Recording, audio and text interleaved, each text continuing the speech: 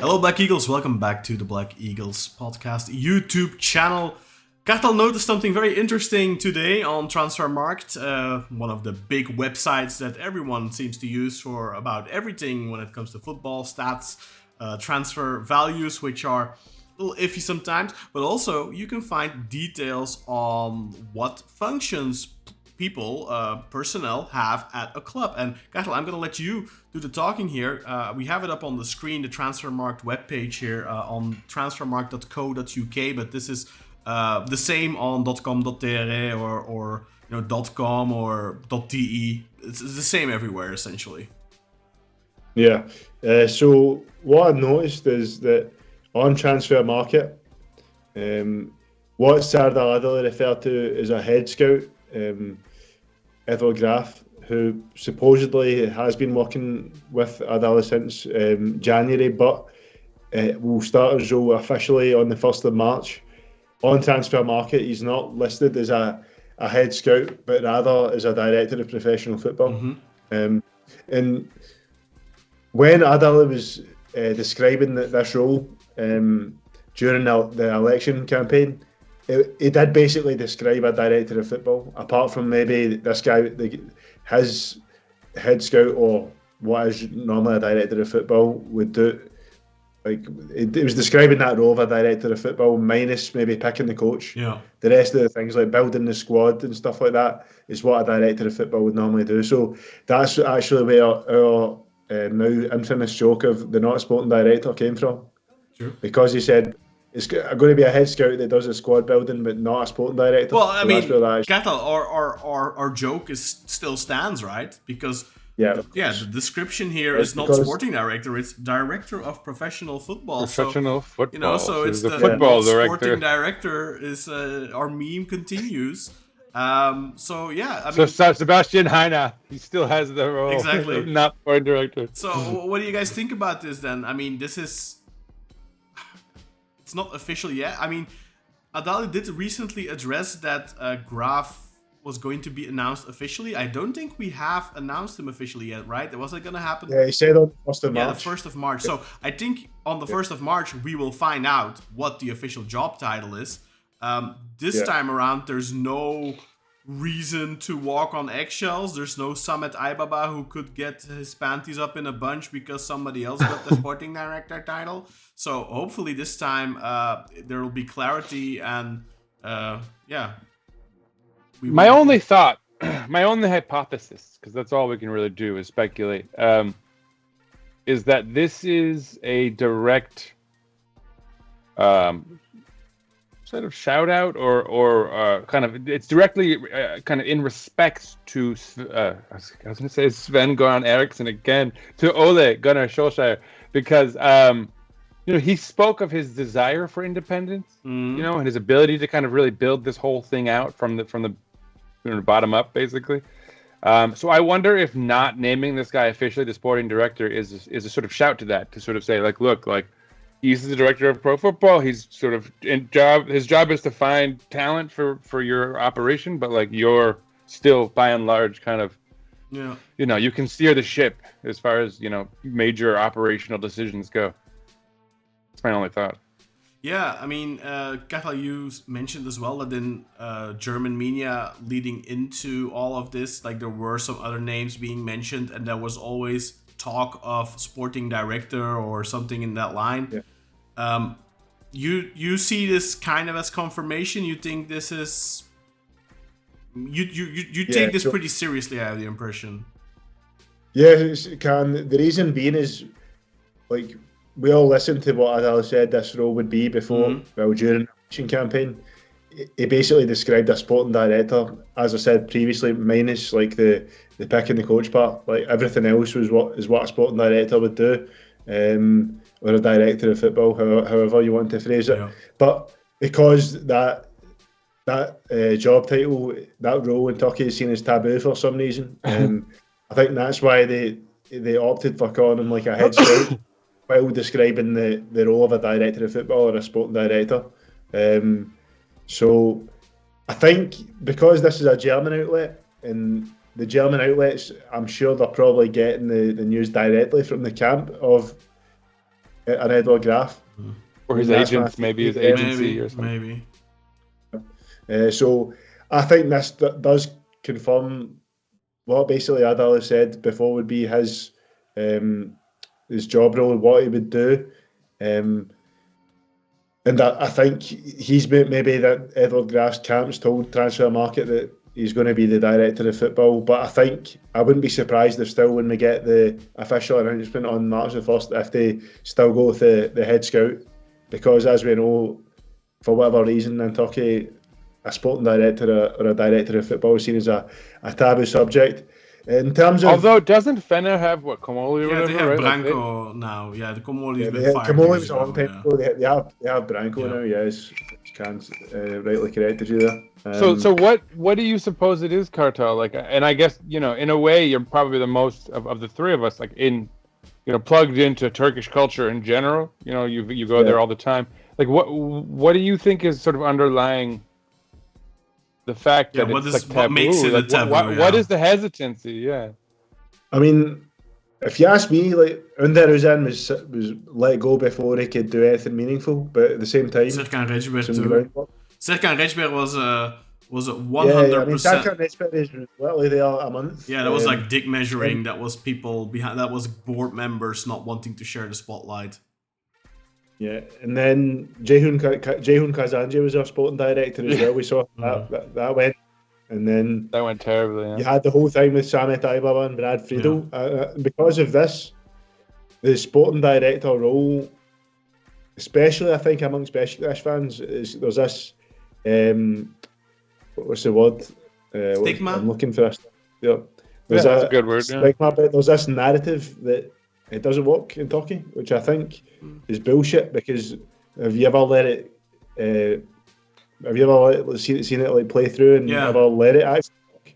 And like Ceyhun Kazanji's like is he the prototype for what that would look like? Yeah, I mean that was a nepotism appointment, and now whether or not look, I'm not gonna be like bagging on him. Like I didn't mean to do that. Yeah, but I think that maybe Ceyhun Kazanji could be a good sporting director, but I think he should have started out at Kayserispor or something. Then you know what I mean? Mm-hmm. Or even maybe like one league. He did not have the credentials to be that at Beşiktaş. No way. He didn't.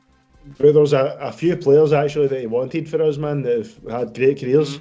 Mm-hmm. Do you know who one player he wanted? Instead of Veghorst, actually, Ceyhun Kazanji wanted someone else more. You know who that is? Was it Gio Keres? Yeah, Gio Keres, yeah. What could have been... Didn't he want Hulk? Wasn't Hulk That was Sergen. That was Sergen, yeah. No, I mean, like, I'm not gonna... I think the problem with Ceyhun Kazanji is that because of who he was, which was essentially, with all due respect, a nobody, like, if I was gonna say, it would be like nobody. you or me getting the job, like people would be like, who the fuck is this guy? And then if you bring in like the chief scout of Borussia Dortmund, that's different. Yeah. It has more gravitas to it. People take that more seriously. No doubt. But yeah. I don't know. But you still don't understand why they'd skirt around, just giving him the title. It's a little weird. I think that's. I think our fandom actually. I get the impression, and that the majority of our fans actually do want a professional structure with a sporting director. I don't think that. I don't know. I mean, I don't know what the narrative is like online with the Turkish speaking community, so to speak. But I mean, with the Turkish speaking community, you've got your what they call the Scout Otuzbirci Tayfa. Yeah, but those are the same people. Those are the same people that said "Go home, American." So. Yeah, but it wasn't. I wouldn't say it was the Scout Otuzbirci Tayfa that said that. It was more your general, run-of-the-mill, maybe uneducated Beşiktaş fan that was saying that. Yeah, but I mean, Bülent Uslu literally said that, and he literally has a bunch of those Scout what do you call it? Scout Otuzbirci Tayfa? Scout Otuzbirci Tayfa. Basically, the scout guys at scout wankers. Yeah, scout wankers. Exactly. I was like thinking, well, why is he putting 31 in there? Okay, well, but I mean, like, literally, on the Eagle Media channel, like, he has two of those guys, right? I mean, with all due respect for them, but like, you would think that Bülent Uslu is influenced by those guys because he trusts their opinions, he values their opinions, and then he goes very publicly and says, "Go home, American," to Brad Friedel. So, yeah, I mean, I don't think those guys were too keen on Brad Friedel either, but they weren't saying "Go home, American." Bülent Oslo he's quite your stereotypical Turkish football fan in a lot of ways, man. Like, yeah, maybe. The irony too, though, guys, like Brad Friedel, the only sort of lasting impact he had was bringing in essentially the back line that could serve us for the next decade in Felix and Emirhan. I'll die on that sword, man. Like, Brad Friedel's transfers were the best transfers we made last summer, apart from Rafa Silva. Jan Kilish was bad. Jan Kilish was bad, but if you think about it, like they had to have sort of predated him, right? Mario's performing, Emirhan's performing, Udokai's performing. So the only one that we couldn't get a performance out of is Jan Kilish. Yeah, and you expect that someone must have because he had a season, I guess, the year prior with like Fatih Karagümrük or whatever it was. So someone must have been like, "Oh, you got to grab this guy, snap him up real quick." Like he's, I think that must have been kind of a knee jerk. Yeah, and since it's been talked about in the media already, I actually have asked and have been given permission by our mutual friend, like the whole Kenny Arroyo thing, the fact that we already made an offer for him back in October, that was also Friedel's work or Friedel's network. Now, whether or not this is something we don't know whether or not the club used the scouting reports and the reports Friedel had on Arroyo, or if John Vick, who came in, and Eduard Graf, who came in, had their own separate reports, and we went off of those. That is completely plausible because, I mean, Eduard Graf, head scout at Borussia Dortmund, 100% Kenny Arroyo was on their radar, 100%.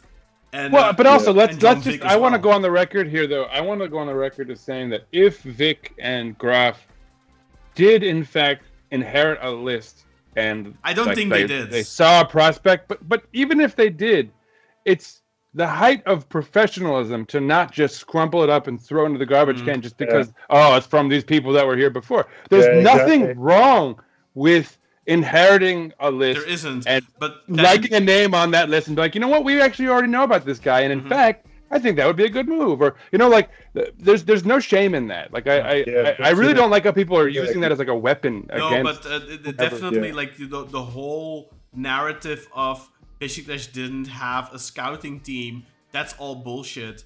The thing what happened is Adali came into the club. He brought in Ole Gunnar Solskjaer, and he never introduced him to the existing scout team because he was planning to get rid of them and has since gotten rid of them. So it's not that there wasn't a scouting department. He just didn't want to work with them. Just burned all the bridges. Well, I mean, you have to also be fair, and like if you look at the scouting department that was there, how successful have they been? What have they been able to bring in over the years? I mean, you can't really say Emirhan Topçu was a scout transfer. You can't really like Felix Urukai, especially with Brad Friedel already ousted. Like, who's going to offer anything? And the thing was, Friedel had his team. Hüseyin Yücel had his team, and then you had the club who had a team as well. So there were multiple scouting teams. Both employed by the club, but also employed externally by other people. So like there were, Friedel obviously was employed by the club, but he was sent away. But actually, let me actually go even a step further though. Not only would it not be a bad thing if they did inherit some information and acted on it, I would argue it would be a good thing for them to do that, right? Like that's mature. Exactly. That's a mature organization that's sort of building on strengths. That's like taking something that may have been working and building on it. That's exactly what you want. And that's what, if anything, we've kind of seen a bit of in this, recent stretch. Even like Ole kind of taking these reclamation projects like, João Mario or Arthur Masuaku and making use of them.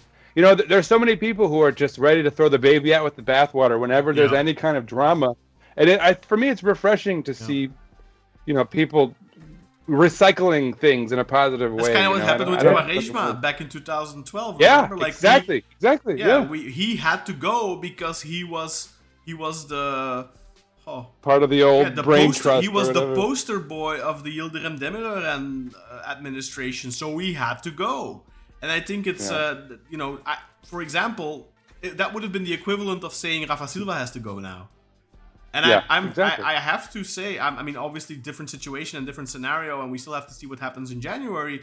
But I think Serdal Adali has gone on record saying that Rafa Silva is a very, very good player, and he wants to keep him.